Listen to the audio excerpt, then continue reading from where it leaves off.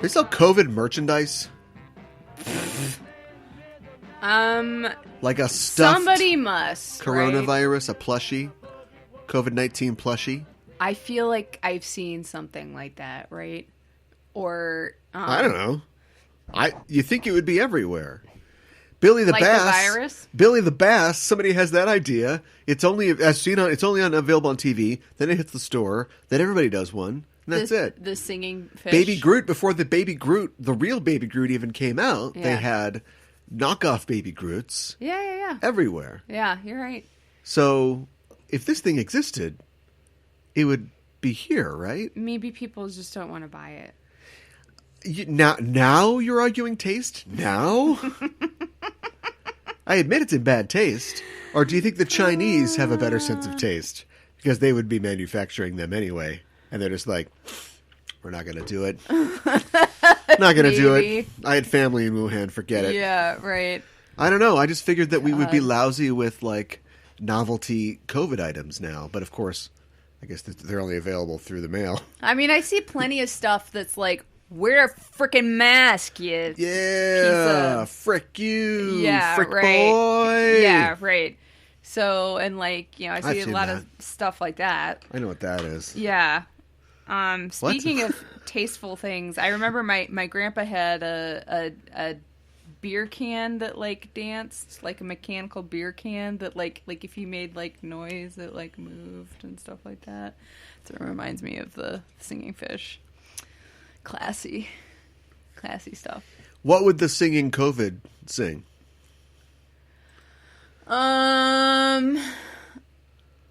Let's see. Maybe a variety of things. Like maybe you really got a hold on me. Or I'm just trying to think of something that's like. You don't listen to this show, do you? Well, yeah, the song for the show, yes. No, it would just play, Don't Dream It's Over by Crowded House. My film is first this week. I picked The 39 Steps. Which one? I picked the original 39 Steps. Yes. The Alfred Hitchcock film from 1935. The 39 Steps is, of course, based on a book by a guy named John Buchan from, I don't know, the teens, 1915, 1916, something like that. Yeah. It is one of Hitchcock's British films. He made a name for himself, of course, in Britain with films like The 39 Steps and The Lady Vanishes, and then was persuaded to come to Hollywood, which I think turned out pretty well. Yeah. And he made a bunch of good Hollywood films. Yeah. That wasn't so true for a lot of European filmmakers, though. Yeah, it's coming not over true to for Hollywood. everybody. But worked out okay for him. Not for Tippi Hedren. What happens in this movie? So basically it starts there at a variety, maybe vaudeville type show. This guy has facts that he memorizes, and anybody can ask him questions. Anyways, this big thing, Mr. Memory. Mr. Memory, and it gets a little rowdy, and then all of a sudden there are gunshots, and you're like, whoa, what's happening here? And this lady runs into this guy, and she's like, oh, can I come home with you? And there's this fun little banter back and forth. Anyways, turns out this lady is a spy or a secret agent of some kind. And there are some guys that are after her, and she shot the gun because she wanted a distraction because she needed to get out of the theater. She knew they were going to try to kill her. So she tells the guy, which is Hanny? Am I saying his name wrong? I'm saying his name wrong. Anyways, she tells him what she knows. There's this guy who has a lot of different identities and stuff like that, but he's missing the top part of his pinky finger, so don't trust a guy if you run into a guy like that. Something about 39 steps, something about somebody's trying to take a top secret allow myself to introduce myself. Yeah, right. A top secret, you were going to say. Yeah, right. But then you realized there was no way out of it. A top secret, like, information, something or How other. about a classified secret? Yeah, right. Which is sort of tautological. Out of the country, and she needs to stop it. And So he's like, okay, and like he believes her. And then the next morning, or in the middle of the night, she ends It's like up the first 10 minutes of the movie. Yeah, and then in the middle of the night, I know. In the middle of the night, she ends up dead, and I'd so like to he's- comment on the movie. Can we get through it, please? Yeah, okay. So he's wound up in it now, and they think that he killed her, and he has to get to the bottom of the secret. And The secret? The he has to get to the bottom of He the has to mystery. believe that it'll come true. Oh my That God. he'll succeed. He has to get to the bottom of the mystery and prove his innocence. And there's a lot of things that happen along the way. I don't know the point in... Yes, many movies have a very engrossing, inciting incident. But I don't know what the point is of you spending 10 minutes describing the opening scene, and then I'm like, come on, we gotta get on with this. And then yada, yada, yada, he is the one. That's the Matrix. Like, it's what? Well, you were like, finish it! Finish it! Finish it!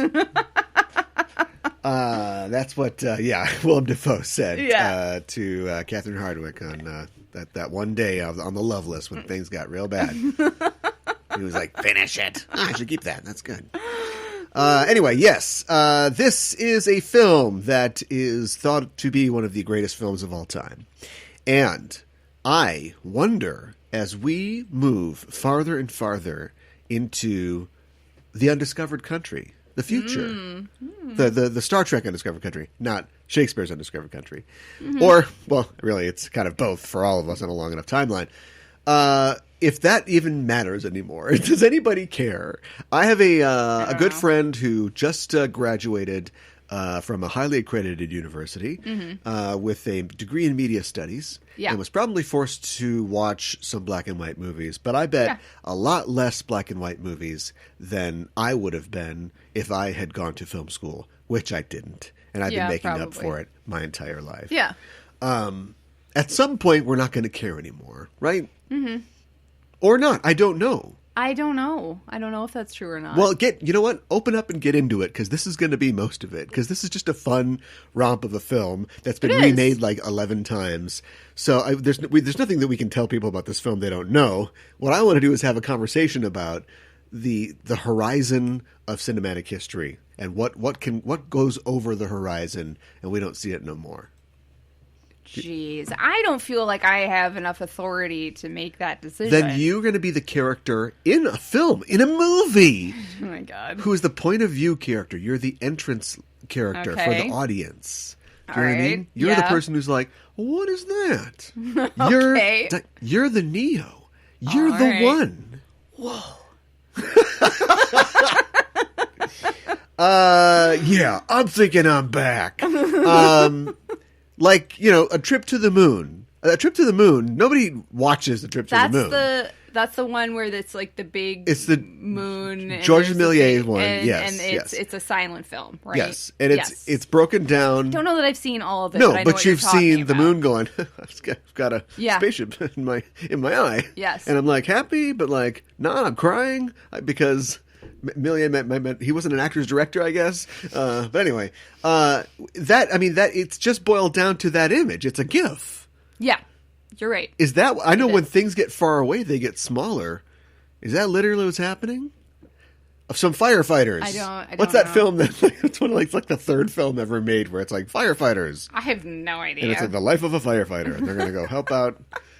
The Great Train Robbery is just basically the guy shooting his gun at the camera, right? That's all these films. Yeah. Nobody watches these films. No. Well, and like the 30s is a real. I mean, talkies obviously. Yes. Is a real like focal point. That's like a singularity. That's a rise in the terrain. I think that it remains visible above the curvature of the cinematic Earth. This is a $1 million metaphor. We got to stop this. It's going out live. We got to stop this right now. I need to write this book. I'll sue you, whoever's listening, if I see this in a book. The jazz singer, obviously, we'd like to forget it. Yeah. Sure. Fritz Lang's M. Fantastic film. And just like films like this, films from the 30s. These will be watched for a while, but at some point, they're almost 100 years old. You're watching something that's 100 years old. I know. In the 80s, when you were in school, we won't say what grade in school, and somebody was like, you know what happened 100 years ago? And you're like, well, they were just riding penny farthings around Hyde Park or whatever, right? Right. Well, 100 years ago, they were just about, they were kicking Hitler out of a beer hall, basically. Yeah. Basically, it seems weird to think that was only 100 years ago. And it's just going to get worse. Yeah. What I'm saying is that the 20th century, we have to get rid of the 20th century. We never will. Whoa. Even though Sir William Whitley Gull gave birth to it, according to that movie by the guys that did Boys in the Hood. Oh, okay. Right? I don't know. That's a deep cinematic tangle there. But so I enjoyed this film. There's my review. Yeah. But I wonder how long we'll care about stuff like this. And I always say, do it, cowards. Remake this. But now I'd like to say, you brave men and women, don't remake this. Mm-hmm. We don't need this anymore. There is not because it's bad, right. but because it, like Genghis Khan is, the sire of, in some way, of 1 in 10 people in Eurasia are related to Genghis Khan because of how much raping he did. Yeah. Not a perfect metaphor for this. No, but not at all. The cinematic DNA of this is in so many other things. I would definitely agree with with that. The mistaken identities. Yeah. The fugitive on the run. The people forced to coexist, antagonistically. The kind of when they're handcuffed noir. Together. Yeah, aspects of it. Yeah, it's not even noir, but it isn't. But it is, has kind of. Aspects and little aesthetics. And a lot of it takes place at night. Well, yeah, that's true. Mistaken identity. Yes. And the scene where there's a guy is on stage and the police are right off stage and they can't just rush on and get him. As long as he's on stage, everything's fine. Yes. They do that in the Marx Brothers, and this is just from this period. They do that in the Third Man. He just goes to a book talk and it sucks. He's not very good at talking about his book. Anyway, but where it's like, why don't the cops just stop the show or the rally or whatever? Well, just go out there and get him. This is entertainment, and they do that twice in this movie. I know. They go back there a second time. I know. So I don't know what it is, man. Like, we need to just decide what the seminal texts are, what the pantheon is, the 12 Olympians or whatever from this period or just after. And this is all in some book somewhere. Again, didn't go to film school, probably wouldn't know the answer to my questions. Yeah. Or there is a theory about this already, but because what's next? Are we going to watch The Great Train Robbery? Are we going to watch Wings? Know. I actually do want to watch Wings. I don't even know what Wings is. I want to watch Abel Gantz's Napoleon, which is 5.5 hours long. Shut up. And it was originally, you can see it now with the right sort of Blu-ray transfer.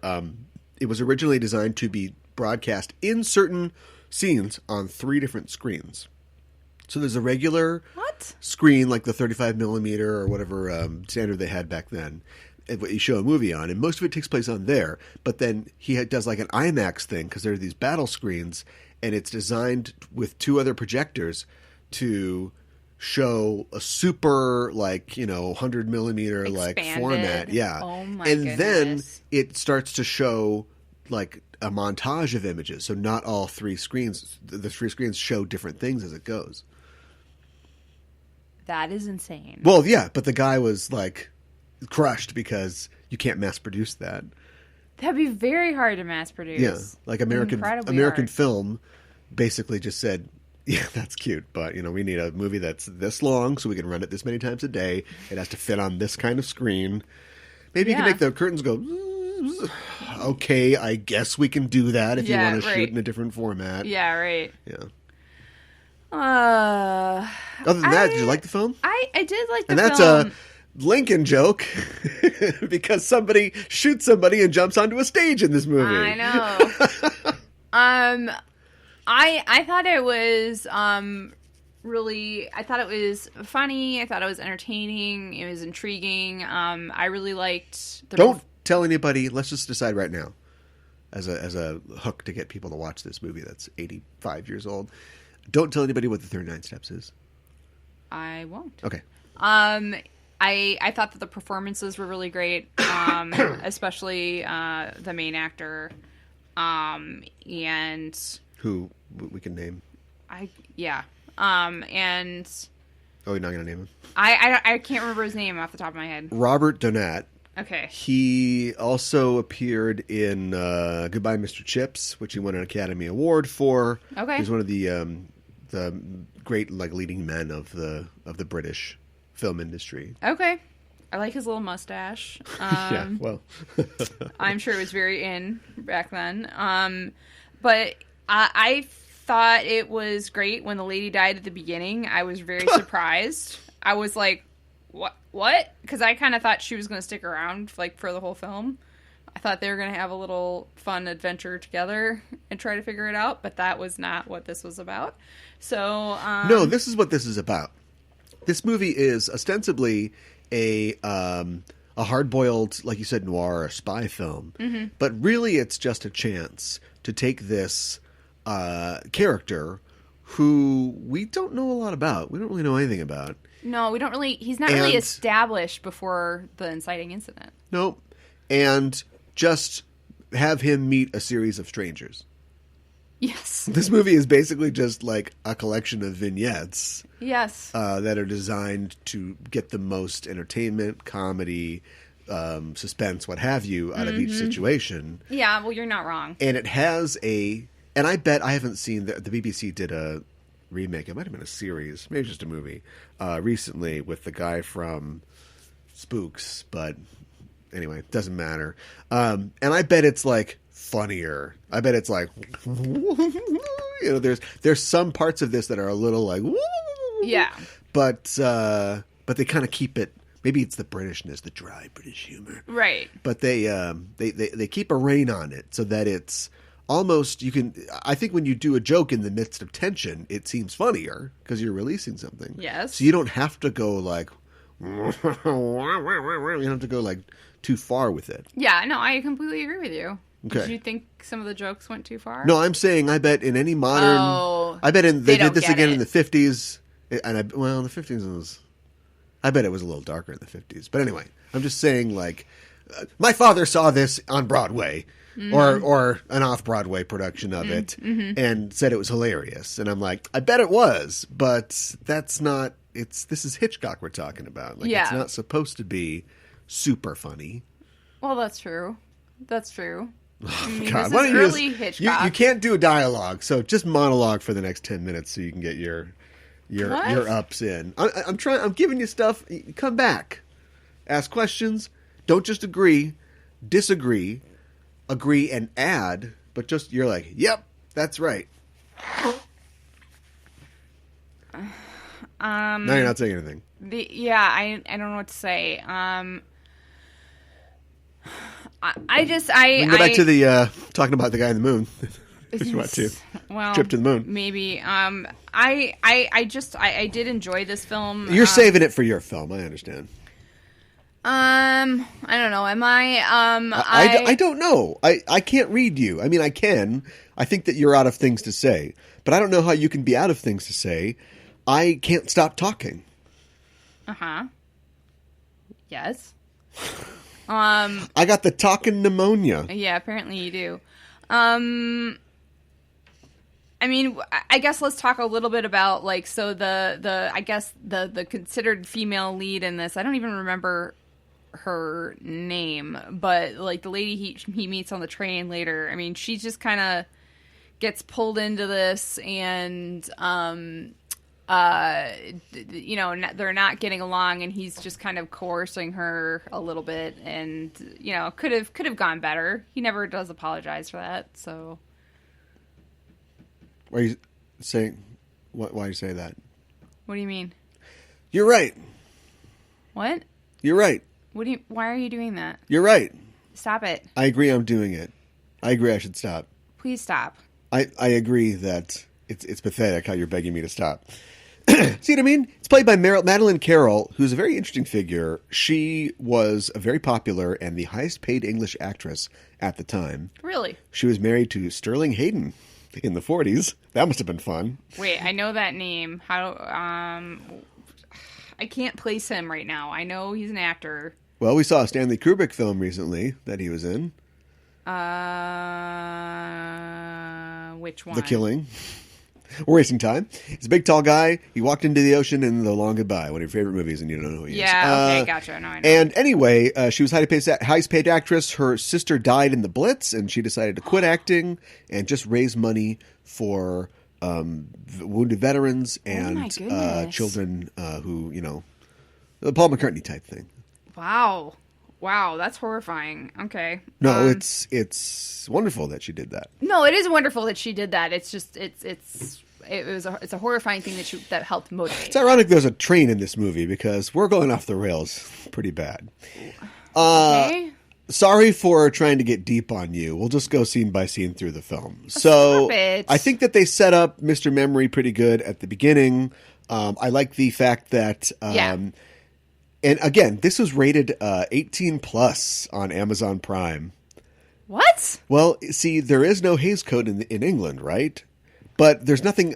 This is be G, right? By the MPAA's ratings. But I don't know how any of that works. Why? But anyway, in the beginning, she goes home with him, and we don't really know what to think. You can just kind of take it as a matter of fact. Humphrey Bogart, who, by the way, here's how what genetics and clean living does for you. Although Humphrey didn't live clean, I guess.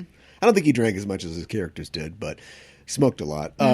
Yeah, he did. Alfred Hitchcock and Humphrey Bogart, same age. They were born in the same year. Really? Yes.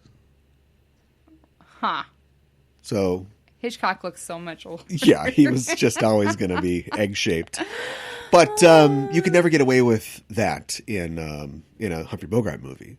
Because it just seems like they're going to have a casual encounter. Like, why does she go home with him, right? Yes. And later on, we learned it's because she's hungry. Help me, I'm hungry. Well, and she needs to get out of there. And she needs to escape. And she also, I think, there's not a lot of layers of characterization in these films, but I think that she's worried that she's going to die soon, and she wants somebody to know about this in case she does. I mean, that's a really good point. And she's right. Yeah.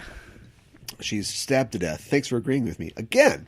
And so anyway, and then we're off to the races. Something that I like about our hero, Sean Hannity, is that the fatter he gets. About our hero is that I think he sort of discovers that he is good at this, and what he's good at is bullshitting. Yes. When he's doing his speech. Yeah, if this was a Hollywood movie, and this is only 80-something minutes long, we would have an opening where we find out that he is, let's say he is an ambulance-chasing lawyer. Do you know what I mean? Like a liar, Jim Carrey type character. Right. And he talks, and nobody believes him, and his girlfriend walks out because she can never believe what he says. And then he gets wrapped up in this thing, and it turns out that in this world of spies and cloak and dagger, his ability to just shovel large amounts of shit becomes his superpower. Right. It's the best skill to have. Yeah. Which is basically what we see in this. Yeah.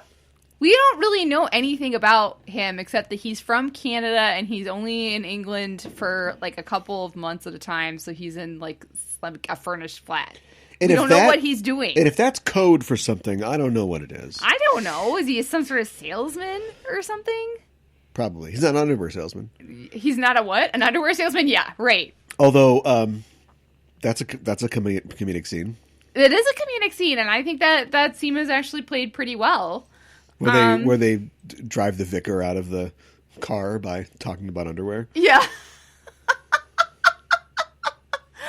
Preceded by the cleaning woman discovering the body and turning to scream, and we go to the train whistle. Man, Orson Welles jizzed his pants over that so hard.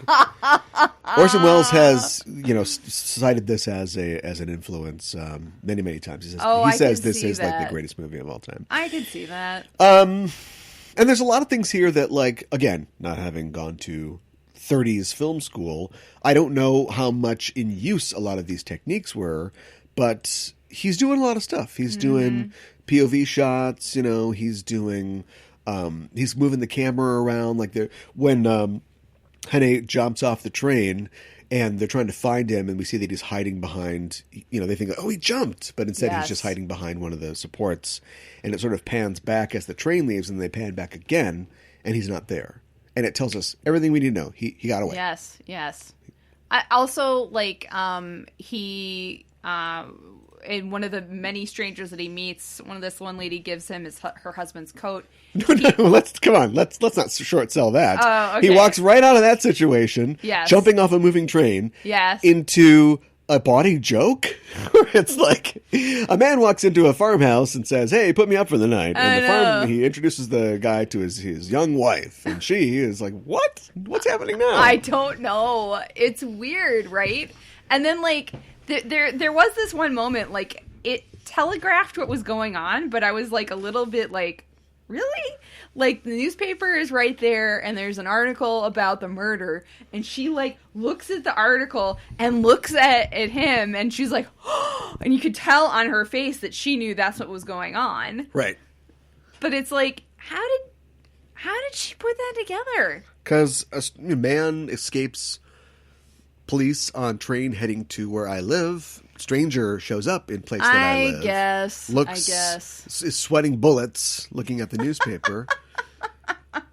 I like that this movie people aren't dumb in this movie unless it's just dumb enough. Yeah, right. So, later on when they go to a real inn, and they're handcuffed together, the Defiant Ones style, put that on your list, the nosy innkeepers, they work out that they're having they say they're married, but it's it's a tryst, it's an illicit kind of thing, right? So we'll just give them their privacy, and then later on the agents come in looking for them, and they're like, "You got anybody staying here?" And the innkeeper's like, "Yeah, we got 2 people upstairs." And the wife's like, "What?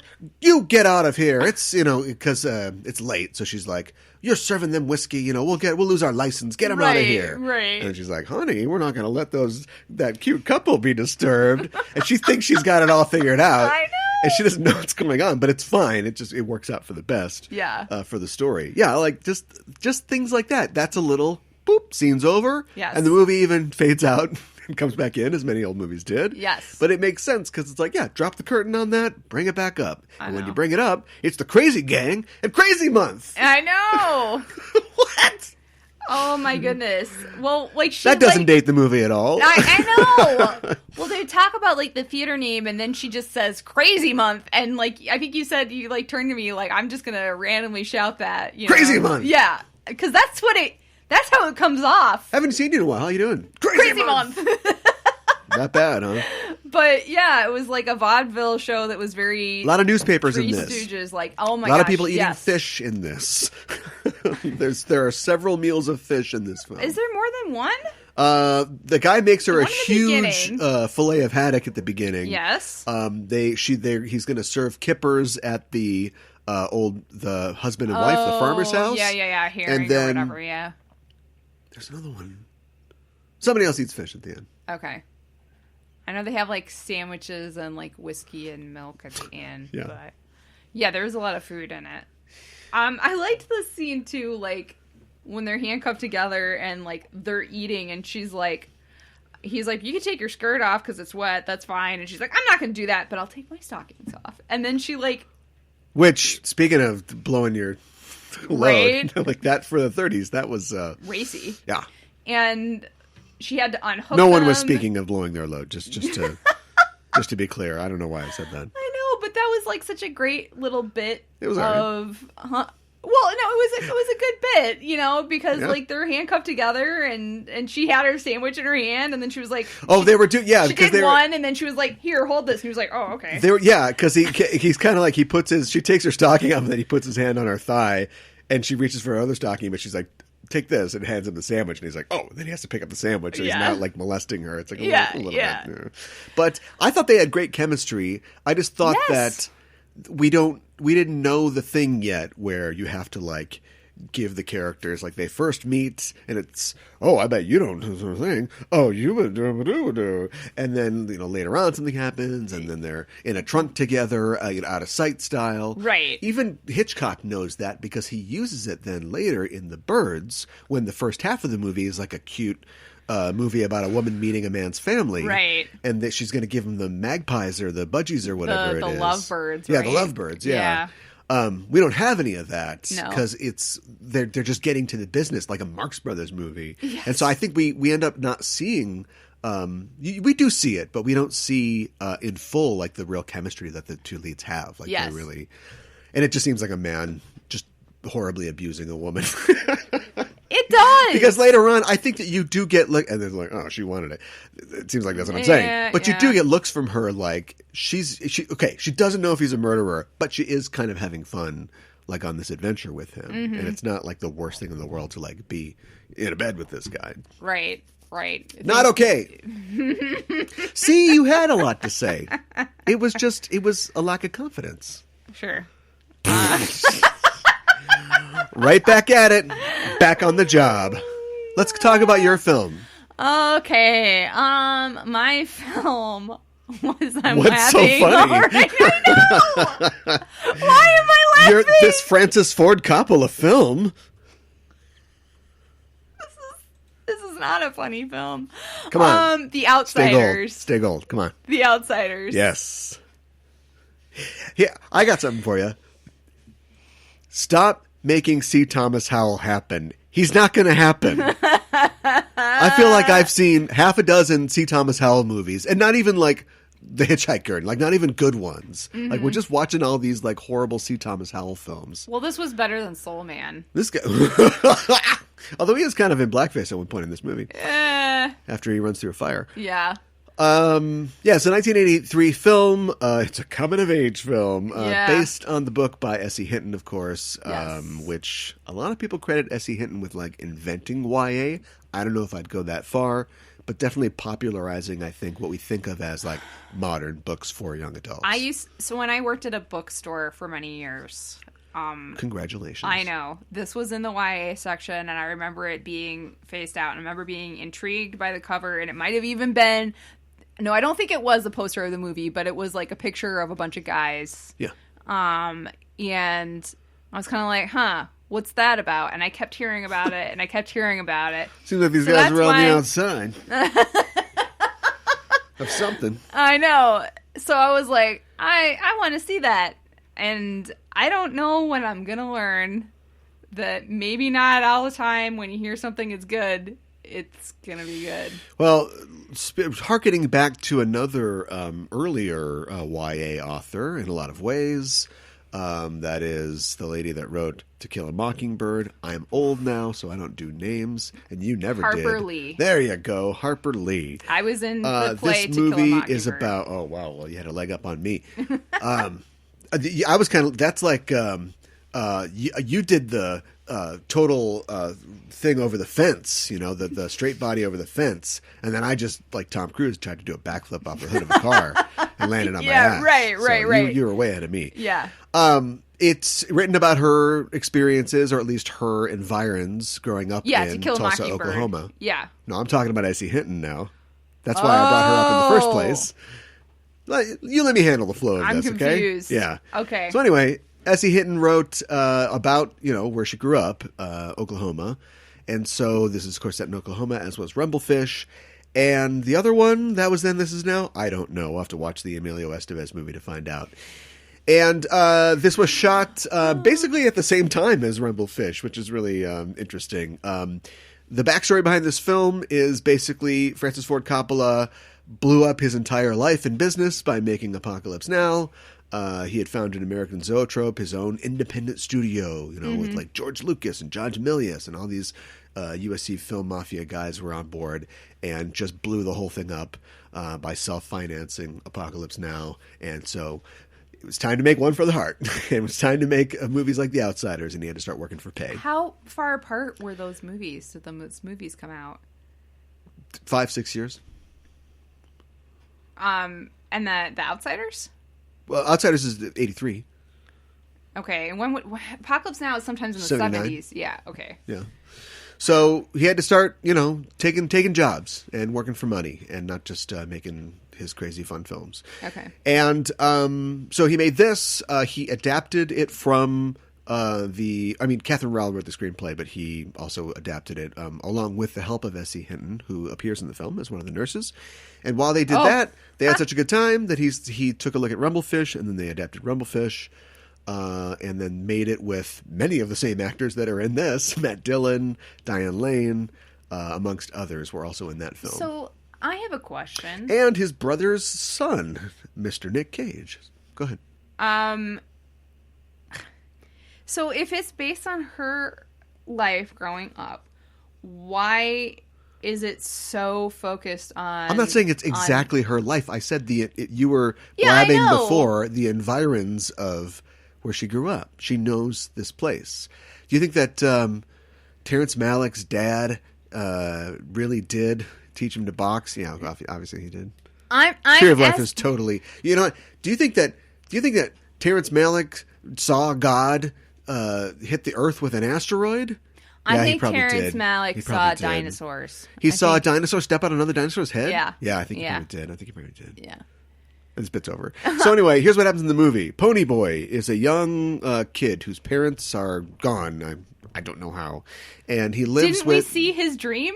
Oh, yeah. Oh, that's right. Sorry, I forgot about that. Yeah, we saw very explicitly. Not funny. They died very cinematically. I guess it's not funny. And he lives with his brothers, Daryl and Soda Pop. I don't know. His name's Pony Boy. And he's trying to stay out of trouble in early 60s Tulsa, Oklahoma, or just some small town in Oklahoma. He's a greaser. Yeah. Even though don't greasers have like cars and bikes? They don't have anything. They're poor. Yeah. And the other group in town is the Socias. Mm-hmm. Social? I don't know what it stands for, but it's the rich kids, basically. Yeah. And they go out and rumble. So it's a bunch of guys in khakis, a bunch of guys in leather jackets, and that's how they fritter away their youth and their lives. Yeah. It's basically just like what they go through. He has a friend named Johnny, and they meet some girls at the drive-in. Everybody's having a good time. And one thing leads to another. The Socias jump them in a park. Yeah. And Johnny has a switchblade, kills one of them, and they have to go on the run. And so they go on the run, and I don't know. I'm not trying not to be you. things escalate from there. Right. And then once the movie's over, it starts up again because now somebody else is the main character, and then we finish that real fast, and then we start something else up, and then it is over for real. I know. This is the Lord of the Rings of kids' films. A little bit. The only point I was trying to make is why is it don't go backwards. Why is it so male focused? Diane Lane is like literally like just about the only female character in this. Uh-huh. Why aren't there more women characters in this? A guy wrote Queen's Gambit, so why didn't he write about a male chess I know guy? that. I'm just asking. That's all. Ask her. You can. Yeah. She's out there. All right. Wow. I mean, so this must be the director's cut. You think? Yeah, I think this is the complete novel edition. Coppola always overshoots, so because it went on for a while. I thought this was supposed to be 90 minutes, and it was longer than that. There are a lot of recognizable actors on this. This is one of the movies that led to the sort of the coining of the Brat Pack. Right. Ralph Macchio is in it. I don't think he belongs to the Brat Pack. Oh, is he not? I think he's too young, right? I don't know. No. Who's in the Brat Pack then? You know, the whole St. Elmo's Fire crowd. Rob Lowe, Estevez, Charlie Sheen, Dylan, I think. Okay. C. Thomas Howell. If he hears that they were doing something and they didn't call him, but he's like, "Hey guys, hey, just show up. You forgot to call me. That's okay. Yeah, what are we doing tonight? Right. Well, we're not going to be Soul Man. I'll tell you that. Hey, C. Thomas. Can I call you C? Yeah. Thomas then. Right. And then of course Tom Cruise and Cruise. Oh my God, Tom Cruise, up to 11, young Tom Cruise. Tom Cruise is one of the richest, most powerful, respected men in America. So we can make fun of his teeth. This is like pre the first time he got his teeth fixed. Yeah. Okay, you're doing that thing where you don't say didn't something else about the movie, and I'll show you a didn't picture really of his get teeth. his teeth fixed until like I don't know, like 10, 15 years ago. I don't want to really like. Oh no, Diane, no. Oh, No. Okay, well, whatever. That's what I remember. Well, you're about to get a good look. Okay. If you look behind you. Oh my god. Okay, see? So there was something there. Trust me. Trust me when I say. I know a guy's teeth. Here's a story about Tom Cruise. What As you can happened? imagine, in a movie with 7 male leads, or just 7, kind of main characters. Yeah. There was a lot of, screwing around on set. What? No. Yeah, a lot of pranks, a lot of classic pranks, bro. And Tom Cruise, like, I can't remember who told this story, but Tom Cruise was just like the most weird and aggro of everybody on the set. I mean, he wasn't really like Was a he trying thing to stick out? yet. He would I think he would use the money from this to get his teeth fixed and then go on to superstardom a handful of years later in Top Gun, Cocktail, you name it. When was Risky Business? Just after this, 85, right? Okay. So like 2 years after this. So, but he was just like, hey, what's up? Hey guys, you want some ice cream? It's a good thing there's no gays around, right? Yeah. No, he did not. Yeah, it was just like really weird. What? And I think that he was having like an allergic reaction to the incredible amount of homoeroticism in this film. So much. But can we talk? Yes, Joan Rivers. I don't have a problem with homoeroticism in films. When it's... That's great. That's great that you don't have a problem with homoeroticism. That came off so wrong. I'm going to let you work out your thought while you're saying it. Go ahead.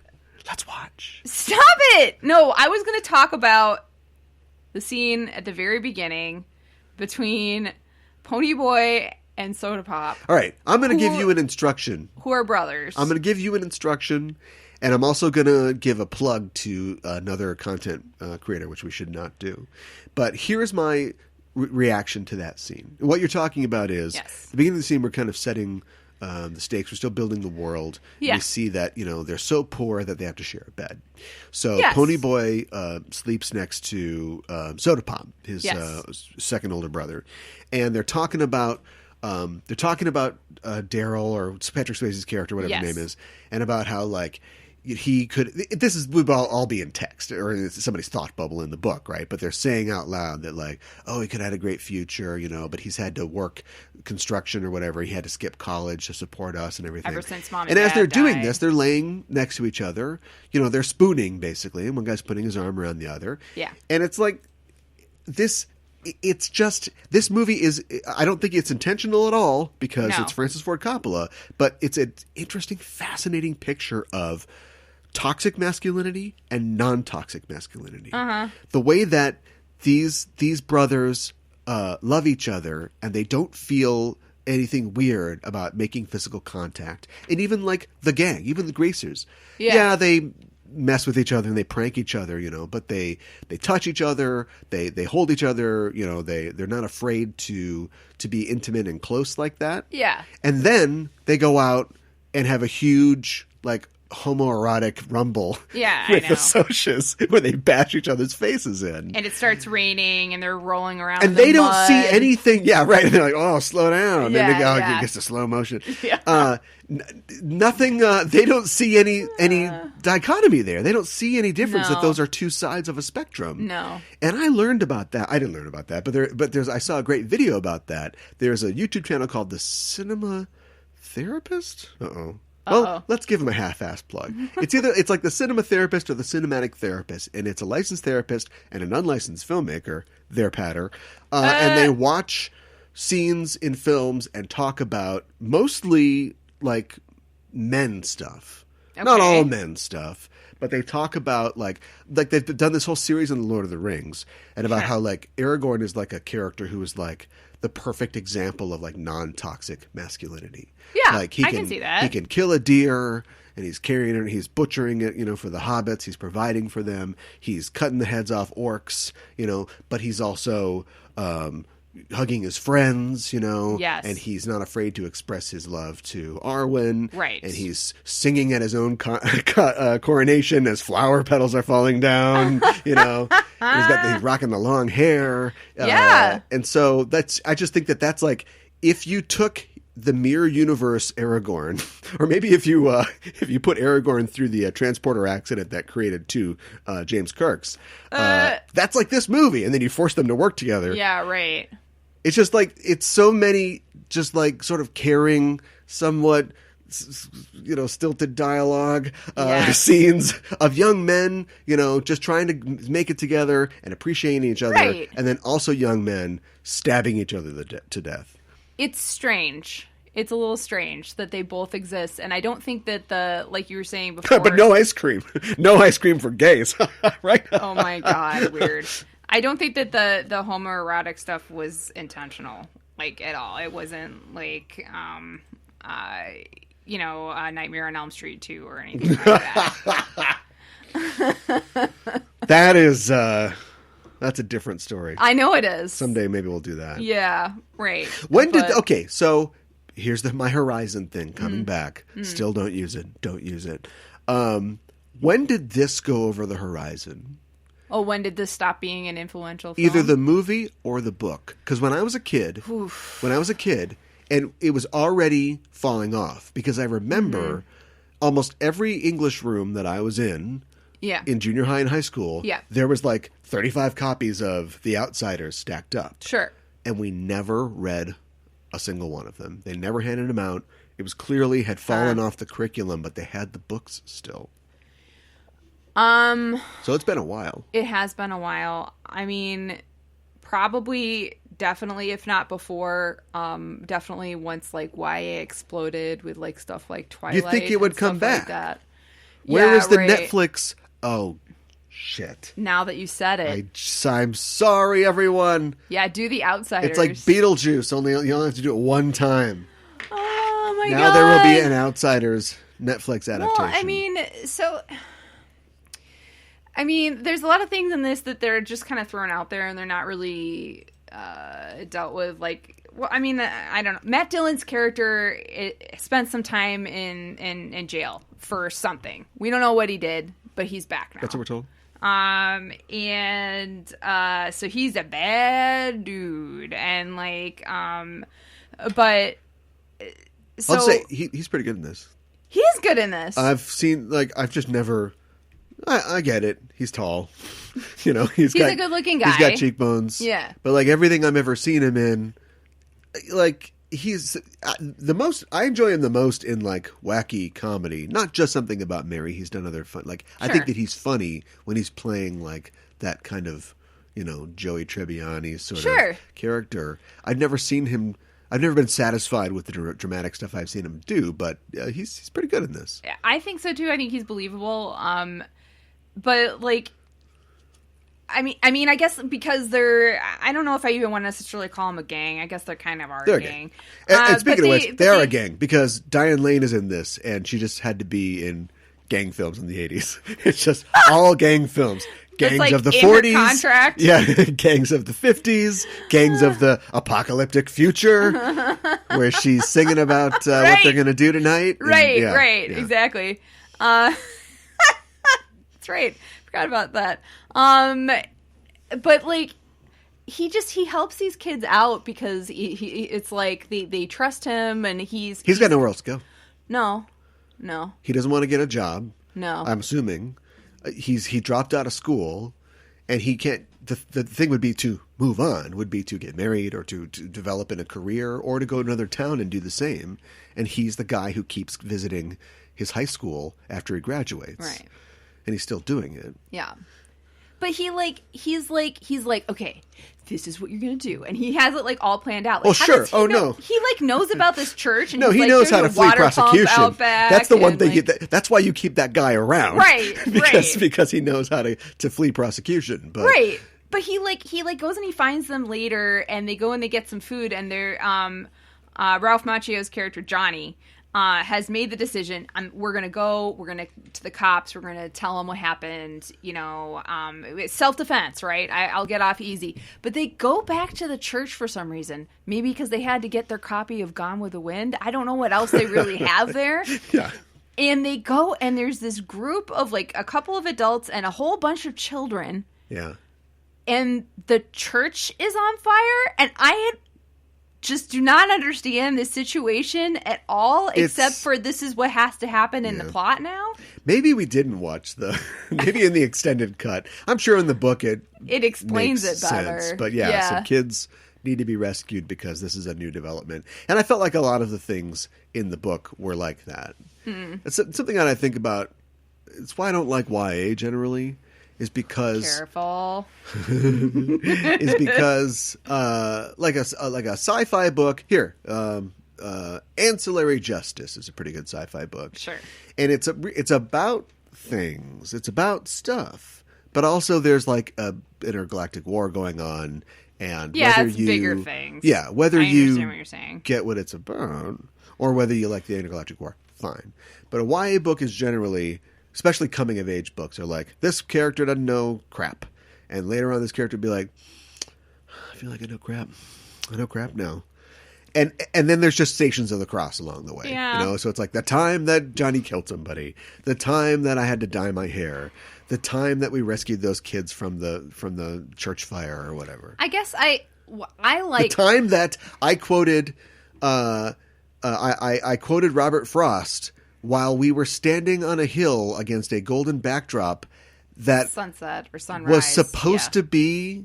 Was Coppola, first of all, remember Francis Ford Coppola made this movie? I know. Was he was referencing Gone with the Wind, right? Probably, because that's the Tomorrow's Another Day shot. Yeah, you're right. And it was just so. But they didn't. He's not this kind of filmmaker. No, you could have had Ponyboy could have lived in a world that, because there's also things he uses a lot of these things. We watched a movie from the 30s that unironically had a character reading a letter, and then we saw the face of the person saying the lines from the letter. Oh my god! But then in 1983, Francis Ford Coppola put that in The Outsiders, and so there was like this idea that. I thought it not like it. There's fighter jets and dragons and stuff, but Ponyboy could have lived in this world. They keep telling us, actually, they tell us a couple times and not more, that he is this. He's not cut out for this. He's the sensitive artist dreamer type, and maybe he's going to make something. See that? No, he just doesn't want to fight as much as everybody else. Yeah, and so if he's going to imagine, Margaret Mitchell, even though it's the book and not the film, he's going to imagine, the backdrop of the Gone with the Wind and Vivian Leigh when they're talking about staying gold. That's fine, but you could have had more of that language in the film. But of course, he probably had $20 to make this movie, so he just did what he could. But that scene though, where he's reading that letter from Johnny, it's supposed to be really dramatic and touching and sad because of what happened. Yeah. But I guess I'll not say what happened. Yeah. But then in the letter he's talking about Matt Dillon's character, and then not only do we have Johnny superimposed, then we have Matt Dillon's character. Then Matt Dillon's character goes away. Then he mentions it again. He comes back. Whoa, sorry. Oh my god! And then we're just about done with the letter, and Johnny's face gets super huge. Whoa. And it was funny, and I don't think that was his intent. And it's very strange for me to think that this is Francis Ford Coppola who directed this. It's weird. Well, nobody gets whacked. Nobody gets shot in the eye in this movie. So I think he definitely, he needed the money. This had to succeed so he could get more money. But I'm not sure that he knew exactly how he wanted to do this. Mm-hmm. And there are parts that I haven't read the book, but there are parts where I feel like the dialogue was clearly, and this was the style, but improvised. Mm-hmm. There are times where, especially when Rob Lowe's like, now it's time for me to go, stop yelling at each other. Surf music, constantly throughout the entire film. Oh my god, can we talk about that? And then they run and then they go talk and they go, oh, you got to stop yelling at him. Oh, we're better now. There's things like that. Yeah. But then there's things like when they go to the drive-in and they sit down by Mary Cherry or whatever, and then they're just sort of, I think they were just rolling. You know what I mean? Matt, mess with her and see what we got. Right. And that I can handle. That had a real American Graffiti kind of feel to me. Yeah. But yeah, the rest of it where it's just you gotta stop yelling at him, man, when we're getting into the drama parts. I was just like, what? Yeah. What is happening? Where is this coming from? It rang false for me. Yeah. Last thoughts. I got 2. I invented Uruk Chads. Yeah, for this film. right. Make him fast. I like the soundtrack. It's a little overbearing. Rockabilly Elegy. It's constant and it's too loud because I cannot hear what the characters are saying. Rebel Without a Shirt. I like that one. And then I guess also just the police brutality at one point. Yeah, they ventilate. Oh my god, that one character. Yes, and it's you almost expect him to be like, "Oh, you're white. Oh, I'm so sorry." I know, but yeah, he is. They get him. Let's send like 3 squad cars after this person. How big is this town? I know. This is like every car like, they have. Just shoot them up like Swiss cheese. That's totally cool. That's totally fine. Yeah. Patrick Swayze was not huge, but he was big. So I think he was kind of doing them a favor. Okay. You know what I mean? He didn't really have to be in this. Really liked his rockabilly hair in this. We're pre Dirty Dancing. We're pre. He's right on the cusp, but he probably would have been like lined up for that stuff. So I don't know. Excuse me. Dirty Dancing's good. I like that movie. Wow, is this it? What do you mean? Are we winding down? Is this the slow slide to the end? I have to admit, I didn't have my glasses on, so we have a little more time than I thought. Oh, okay. But not really now. Wow. All right.